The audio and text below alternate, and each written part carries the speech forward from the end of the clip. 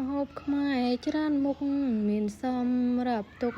ប្រហុកត្រីឆ្អើរត្រីងៀតត្រីប្រៃរស់ក្រៃប្រសើរទួធ្វើ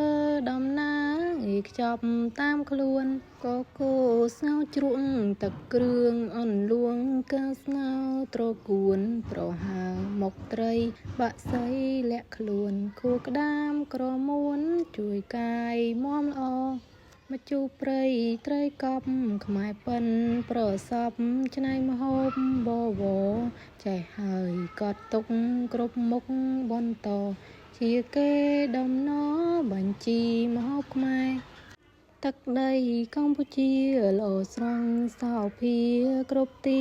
កន្លែងសមុទ្រព្រៃភ្នំពងរៀបវាលវែងគួរឲ្យស្ញប់ស្ញែងតាក់ចិត្តទេសចរទំនៀមនានាដំណាំផ្លែផ្កាលោស្រង់បវរដីកង់ជីជាតិដោជាបន្តខំថែឲ្យល្អមរតកដូនតាតំបន់ព្រៃភ្នំដើមឈើតូចធំប្រណិតអស្ចារ្យជាទីជំរកបាក់សី